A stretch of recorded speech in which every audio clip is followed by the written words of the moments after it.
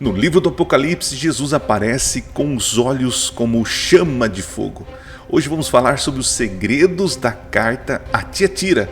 Quer saber mais? Então fique até o final e confira vários segredos revelados.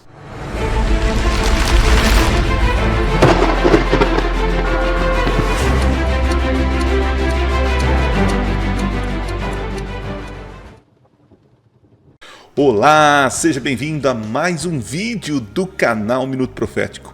Hoje vamos trazer um pouco de conteúdo para vocês. Vamos continuar a série das cartas às igrejas lá do livro do Apocalipse. Se você não assistiu os outros vídeos, seria interessante você assistir para você entender o raciocínio. Então tá aqui os vídeos, né, que você pode assistir. Confere lá porque você vai aprender muita coisa. Eu, modéstia à parte, estou aprendendo muito. Já estudei sobre esse assunto, já apresentei às minhas igrejas, mas estou fazendo de um estilo diferente aqui no canal. Eu tenho certeza que alguma coisa nova e interessante você vai aprender. Isso porque não sou eu que estou te ensinando, mas porque a palavra de Deus se renova a cada manhã. Vou pedir para você então se inscrever no canal, curtir, compartilhar e também assistir os nossos últimos vídeos. O último está aqui, ó. Eu fiz uma reação a um jovem falando sobre alimentação carne imunda, de porco e tal, sobre o sábado. Tem pessoas que usam textos que não tem nada a ver para defender a não obediência à guarda do sábado, que pode se comer de tudo, né? Enfim, assista lá, eu tenho certeza que vai te ajudar a compreender mais como os adventistas, como nós pensamos sobre esse assunto. Beleza? Então, gente, vamos lá então entender um pouquinho sobre os segredos da quarta carta do Apocalipse. Bora lá. Bom, gente, já estamos aqui com a tela, com o visual. Aliás, esse PowerPoint você pode adquirir ele, tá bom? Por uma bagatela apenas de... Não vou cobrar de você. É totalmente grátis. É só você entrar aqui na descrição do vídeo. Tem um grupo do Telegram. Você entra lá e pode baixar o arquivo da quarta carta, tá? De Tiatira. E lá você vai encontrar outros materiais, beleza? Então vamos lá entender um pouquinho sobre estas cartas, ou a carta, no caso, de Tiatira. Vamos lá então. Muito bem, vamos falar um pouquinho das curiosidades desta cidade, né? Porque Jesus, ele dita para João e João escreve para esta igreja em particular. Porém, todavia, entretanto, né, existem coisas particulares para a igreja, mas que servem para todas as igrejas através dos tempos, né? Serve para a tua igreja, quem sabe aí está vivendo um momento parecido, serve para a minha igreja, para a igreja espalhada em todo o mundo, tá bom? Então, sobre a cidade. Tiatira significa doce sabor de trabalho, né? Cheiro suave. Talvez seja porque a cidade tinha um envolvimento comercial forte. É uma cidade que trabalhava muito, tinha muita empreendedores, posso dizer assim, tá? Você pode confirmar isso lá em Atos capítulo 16. O que mais sobre a cidade? Uma cidade fundada por Seleuco, o nome dado a homenagem à sua filha. Lembra dos 4 generais de Alexandre o Grande, né? Olha lá. Um dos 4 generais de Alexandre o Grande. Famosa por seu comércio, fabricação de tecidos. Uma igreja que tolera o erro e não condena. Pelo contrário, se junta ao erro para não ter problemas. Isso é visível na carta, né? A igreja, ela abraça os erros em vez de exortar, né? De confrontar os erros, né? Isso é perigoso, e Jesus já está advertendo essa cidade e também nos advertendo, né? Continuando, vamos lá. O texto está lá em Apocalipse capítulo 2, verso 18, diz assim, ó, ao anjo da igreja em Tiatira escreve, estas coisas diz, olha lá, o Filho de Deus, ó, Jesus te apresentando como Filho de Deus, que tem os olhos como chama de fogo e os pés semelhante a bronze polido. Se você assistiu os vídeos anteriores, existe uma explicação, porque Jesus se apresenta sempre de uma maneira diferente, né? No capítulo 1 de Apocalipse, há uma descrição completa de Jesus. Depois João, cada vez que ele vai falar escrever para alguma igreja, ele pega um pedacinho dessa revelação e introduz. Aqui, Jesus se apresenta como Filho de Deus, isso é algo importante, os olhos como chama de fogo e os pés semelhante a bronze polido. Toda a revelação de Jesus no início é a cura, é a esperança, é o conforto para a igreja que está sendo escrita a carta, né? Então, o início tem tudo a ver com o restante da carta, ok? Então, Jesus está se apresentando como divino, olhos de fogo. Vamos ver o que significa cada um para você entender. Bora lá. Então, Filho de Deus, divindade de Jesus, em contraste com Deus de Tiatira, Jesus é onipresente, né? Perceba que no tempo bíblico, no tempo das igrejas aí, né, de Tiatira, tudo era envolvido com religião. Hoje a gente faz a separação, nós vemos um secularismo, né, onde a fé, a religião é separada do mundo social, né, que não era o caso em Tiatira. Tudo envolvia religião e, com certeza, outros deuses, né? Então Jesus, quando se apresenta como Filho de Deus, ele está dizendo, eu sou divino, eu sou o verdadeiro Deus, né? Não o Deus de Tiatira, não os deuses dessa cidade, né? Isso é importante, porque talvez, e dá a entender isso, Tiatira, o Deus da Tiatira, os deuses de Tiatira eram deuses que davam trabalho, que davam sustento, né? E talvez hoje muitos estejam apegados a esses deuses, né? Do trabalho, do consumismo, né? Mas possamos entender que o verdadeiro Deus é Jesus Cristo, né? Muito bem, olhos como chama de fogo. Hebreus capítulo 4:13, né, vai falar sobre isso. Tá? É uma referência a onisciência e juízo. Jesus, ele é onisciente, né? Onipresente, onisciente. Perceba as características de Jesus, né? Esses olhos que tudo vê. Olha que interessante. Agora, os pés semelhante ao bronze polido. O que significa isso? Purificação através da aflição. Jesus é onipotente, figura também associada de um guerreiro, né? Então Jesus se apresenta como um ser divino, um ser que olha tudo, né? Ele é onisciente, ele vê tudo, né? Ele pode estar em todo lugar ao mesmo tempo. Ele é totalmente poderoso, né? E também é alguém que sofreu, alguém que passou por provações, né? Então Jesus tem todas as características que atenderiam às necessidades dos moradores de Tiatira, e para os cristãos que moravam em Tiatira, né? Perceba como a apresentação de Jesus faz a diferença para quem está lendo a carta, né? Imagine que chegou a carta para o líder lá de Tiatira, e agora o líder abre a carta ali, né, o manuscrito, e começa a ler para os seus irmãos. Gente, chegou uma mensagem do apóstolo João, uma mensagem vinda de Jesus. E aí ele começa, olha, essas coisas diz aquele que é o Filho de Deus, que tem os olhos como chama de fogo, que tem os pés semelhante a bronze polido. E os moradores, os irmãos da igreja de Tiatira falando, nossa, Deus sabe, Jesus sabe o que nós estamos passando. Então, assim, perceba que a princípio o primeiro leitor da carta fez total sentido, né? Nós que estamos afastados do tempo, da geografia, nós temos dificuldade, por isso que a gente tem que interpretar, né? Mas para os primeiros leitores a compreensão foi fácil, pelo aquilo que eles estavam vivendo, e a resposta de Jesus através dessa carta. É maravilhoso isso, né? Vamos avançar. Continuando. Conheço as obras que você realiza, o seu amor, né? A sua fé, o seu serviço, a sua perseverança e as suas últimas obras mais numerosas do que as primeiras. Olha só o elogio de Jesus, né? Dizendo assim, vocês são trabalhadores, né? Vocês realizam boas obras, né? Vocês têm amor, a fé de vocês é forte. Então Jesus começa elogiando aí, dizendo tudo que uma igreja precisa, né? Na verdade, eu como pastor, eu sonho ter uma igreja assim, que faça, que seja mobilizada, que avance. Olha que coisa maravilhosa, né? Tenho, porém, contra você o fato de tolerar que essa mulher, Jezabel, que se declara profetiza, não somente ensine, mas ainda seduza os meus servos a quê? A praticar prostituição e a comer coisas sacrificadas aos ídolos, né? Então, assim, nós temos algumas dificuldades sobre essa compreensão, né? Quem é essa Jezabel que se declara profetiza, né? Esse declarar profetiza, se declara líder ou líder espiritual, né? Que conduz o povo a uma conduta, né?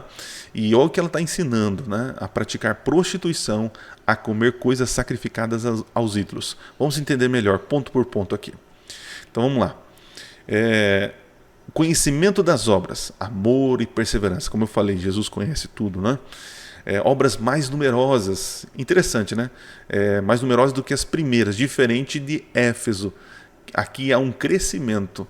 Éfeso, ele tem amor, tal, mas ela estava perdendo o amor, né? Tinha amor, mas estava perdendo o amor porque estava abandonando as obras. E veja como se destaca nessa carta as obras, né?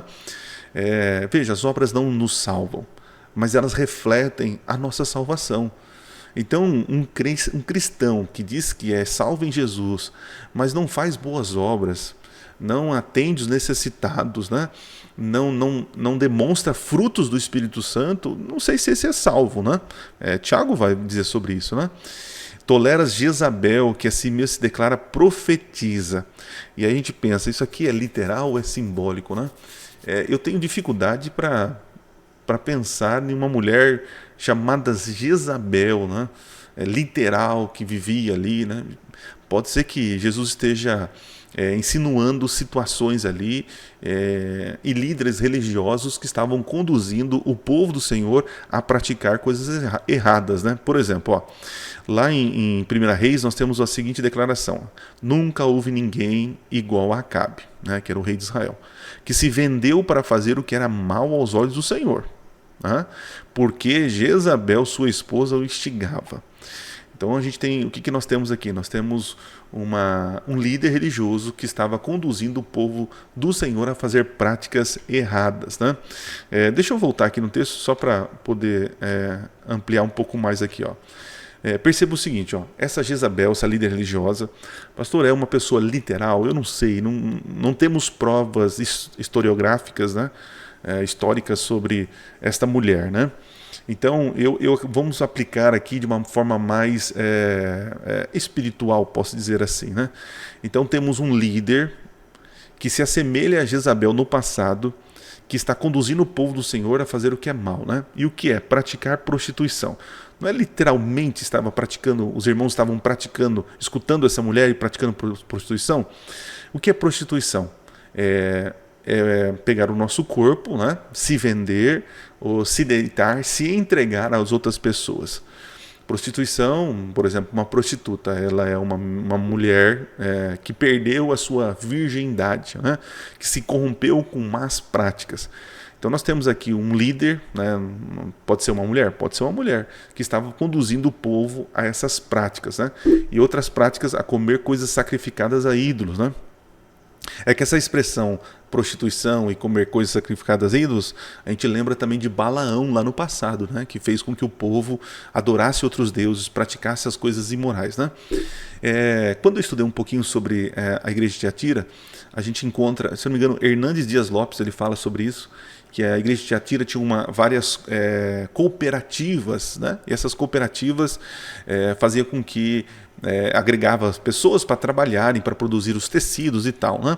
Como eu falei no começo que tudo era religião naquela época, tudo estava envolvido, acontece que algumas cooperativas não só dava trabalho para as pessoas ali, né, produzirem, mas também cobrava delas presença no culto, nas adorações daqueles ídolos. Então, para fazer parte dessa cooperativa, você tinha que viver as práticas daquela religião, né? Então, possivelmente, os nossos irmãos em Tiatira estavam ali, né, naquela berlinda, né, ficar sem trabalho, sem atividade social, sem influência na sociedade, ou aceitar trabalhar ali, aceitar fazer aquilo que está contra a palavra de Deus. E é o que Jezabel fazia no passado, né? Acabe, que era o rei de Israel, que deveria levar o povo à lei, Jezabel fez o contrário, levou a adoração a outros deuses, pegou a verdade de Deus e prostituiu em mentira. Ok? Então eu vejo nessa direção. Mas pastor, teve uma mulher Jezabel que fez isso? Literalmente? Aí eu já não tenho como comprovar isso, né? Mas acredito que se a gente aplicar desta maneira, como eu falei, não estaremos longe da verdade, né? Então, eu acredito que seja mais simbólico, no sentido assim, que Jesus usou algo conhecido do pessoal do passado, de uma mulher que fez com que o povo pecasse e que havia situações parecidas na cidade. E os irmãos não estavam fazendo nada, não estavam questionando esse líder, essa mulher, ou essa situação, né? Eles acabaram abraçando, né, o pecado. É perigoso, né? Continuando. Dei-lhe tempo para que se arrependesse, porém ela não quer se arrepender da sua imoralidade. Aí vem o juízo, a sentença. Eis que farei com que fique acamada. Por que acamada? E trarei grande tribulação aos que com ela adulteram, caso não se arrependam das obras que ela incita. Matarei seus filhos e todas as igrejas saberão que eu sou aquele que sonda as mentes e os corações. Olha lá. E retribuirei a cada um segundo as suas obras. Mais uma vez falando sobre obras, né? Como é importante o salvo viver em santificação. Né? Vamos entender ponto por ponto aqui. Dei-lhe tempo para que se arrependesse, mas ela não quer. Né? A gente vê graça aí, né? Deus tendo paciência, Deus fazendo vista grossa para o pecador, né? Mas Deus não tolera o erro. Né? Deus ele dá prazo. Né? É interessante, né? O juízo de Deus ele vem. Né? É como eu lembro de um exemplo, né? Como se fosse uma dinamite, o juízo.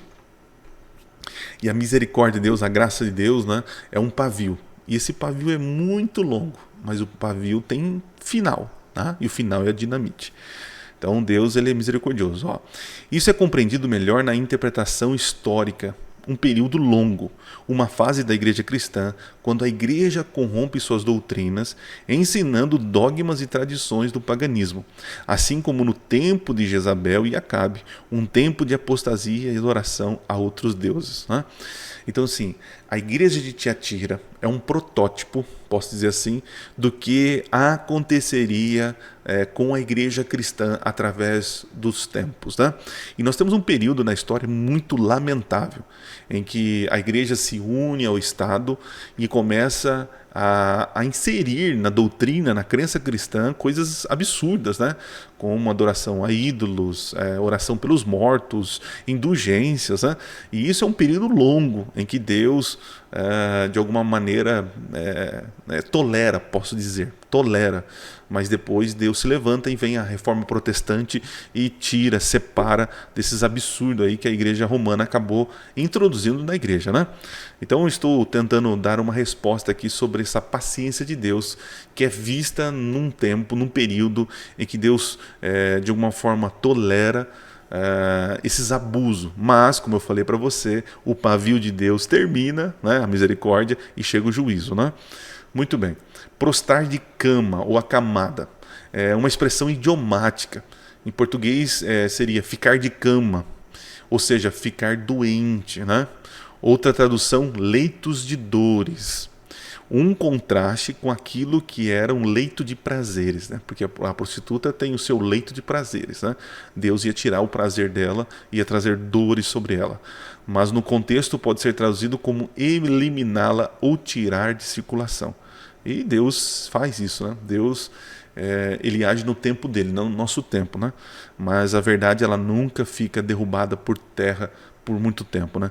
Deus tem levantado verdades e Deus tem trazido juízo, né, contra aqueles que têm de alguma forma contrariado a sua palavra, né? Avancemos. Matarei seus filhos. Aqui é tipo, vou eliminar o mal pela raiz, né? Acabar com a sua descendência. E olha o que acontece, né? É uma referência muito clara do que os judeus, né, os hebreus viveram no passado, né? Olha o que diz lá em 2 Reis capítulo 10. Acabe tinha 70 filhos em Samaria. Jeú escreveu cartas e os enviou a Samaria, aos chefes da cidade, aos anciãos e aos outros tutores dos filhos de Acabe. Quando receberam a carta, tomaram os filhos do rei e os mataram. 70 homens puseram as cabeças deles em cestos que enviaram a Jeú em Jezreel. Tá vendo? Como Jesus está usando algo conhecido dos hebreus para dizer, assim como no passado eu fiz, eu vou fazer agora. Né? Eu não tolero para sempre esse pecado. Muito bem. Sonda mentes e o coração. Olha que bonito que diz em Jeremias, né? Eu, o Senhor, sondo o coração. Eu provo os pensamentos para dar a cada um segundo os seus caminhos, segundo o fruto das suas ações. é maravilhoso, né? O livro do Apocalipse converge todos os livros. Então, se você quer entender o Apocalipse, as respostas, muitas delas, né, a maioria estão no Antigo Testamento. O Antigo Testamento é a chave para abrir o livro do Apocalipse, né? O problema é que as pessoas pegam o livro do Apocalipse e querem encontrar respostas no jornal de hoje. E não é bem assim, é perigoso esse tipo de interpretação, tá? Então eu estou dando a vocês uma interpretação mais tranquila, mais assim, coerente com as escrituras, tá? Muito bem, vamos avançar. Digo, porém, os demais de Tiatira, a todos aqueles que não seguem essa doutrina e que não conheceram, como eles dizem, as coisas profundas de Satanás, né? Não porei outra carga sobre vocês. Então somente conserve o que você tem até que eu venha, né? Vamos entender isso aqui. Então, Jesus está falando, não porei outra carga sobre vocês. Quando você vai em Atos capítulo 15, ali temos o primeiro concílio de Jerusalém, né?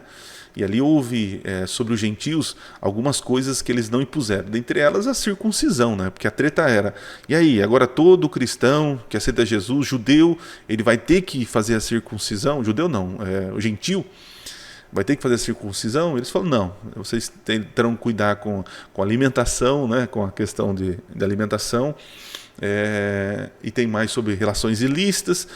Então você percebe ali que houve um cuidado com os gentios, né, para ser inserido no corpo de Cristo, né? Então a luz que possuíam era suficiente para a salvação. Aqui podemos encaixar grupos que não se misturaram com esses ensinos, tais como os huguenotes, os valdenses, o berço da Reforma Protestante. Então, ao longo da história, você percebe grupos que não aderiram a esses falsos ensinos, né?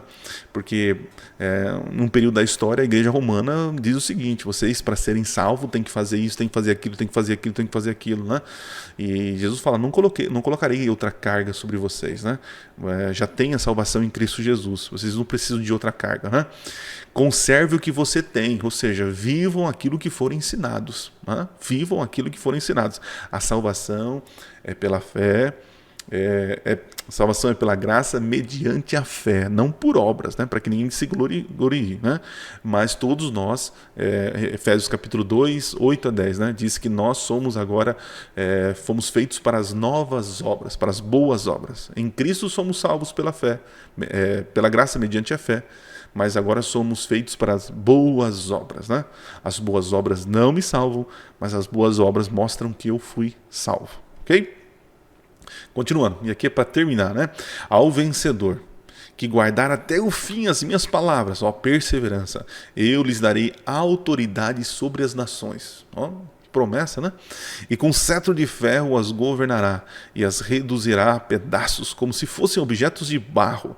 Ué, nós vamos fazer isso literalmente, né? Assim como também eu recebi a autoridade de meu Pai, eu lhe darei ainda a estrela da manhã. A estrela da manhã. Estrela da manhã aqui em latim é Lúcifer, né? E alguns ficam, nossa, mas Satanás, né? Lúcifer é uma tradução, não é o nome de Satanás, tá? É uma referência, né? Ok, mas isso é para um outro vídeo, né? Quem tem ouvidos, ouça o que o Espírito diz às igrejas, né? Então vamos lá para as promessas aí. Autoridade sobre as nações.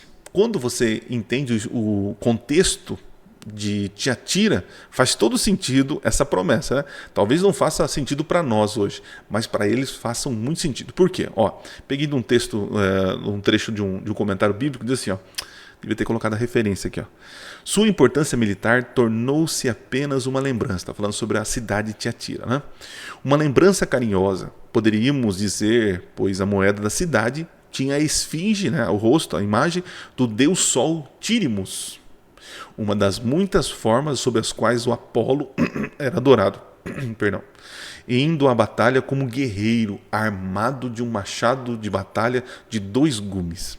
O símbolo de poder militar esmagador.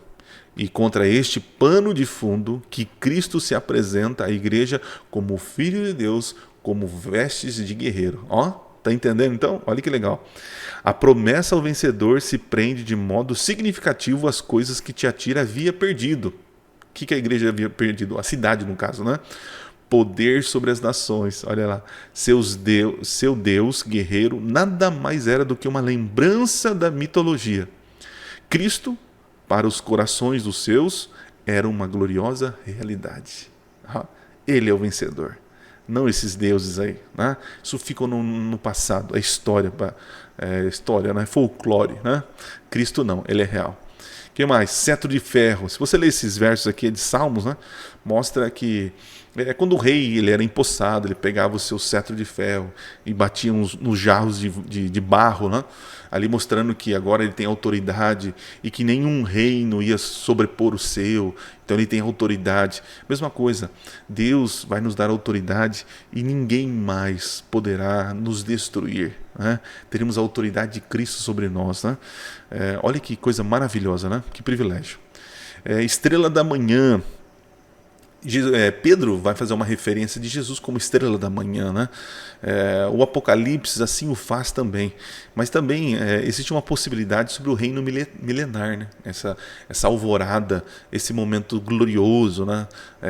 Dessa manhã da ressurreição, a manhã da vinda de Jesus, a eternidade. Então essa promessa é que eles não iam morar mais em Tiatira, mas teriam agora uma realidade maior, superior, um lugar de paz. É uma promessa para aqueles que estão buscando, né, conquistas terrestres, que eles parem e pensem que existe agora uma recompensa maior, não nessa terra, mas na futura, né? E vamos para as conclusões para a gente terminar. Tolerar o pecador é necessário. Tolerar o pecador é necessário. Tem que ter paciência com os irmãos, né? Mas tolerar o erro é perigoso. Perigoso. Se tem um irmão seu que está caindo em pecado, abrace ele, né? Ajude ele, mas diga para ele: irmão, está errado. Você tem que abandonar esse pecado. Esse pecado não, né? Então é perigoso ficar acariciando o pecado. Somos chamados a vencer o pecado com a ajuda de Cristo, é verdade. E protestar contra o erro, não se misturando com as práticas diversas à palavra de Deus. Deus espera que vençamos o mal com a sua justiça e não a nossa, né? Tiatira produzia obras e obras e obras achando que isso ia dar-lhe a salvação, né? Pelos méritos de Cristo teremos a salvação. É pela graça, né? Pelos méritos de Cristo, né? Então, você que está me assistindo aí, a gente tem que fazer o que é certo, né? Fazer o que é bom, agradável, né? Mas isso não deve ser mérito para ser salvo. Não, isso é resultado de quem já foi salvo, né? Então, não vencer o pecado não é uma ação humana, é uma ação divina. Então, clame a Deus, porque Paulo diz, tanto querer e o efetuar, ele realiza em nós, né? Então, comece pedindo a Deus: Senhor, muda meu coração para que as minhas obras sejam segundo a tua palavra, né?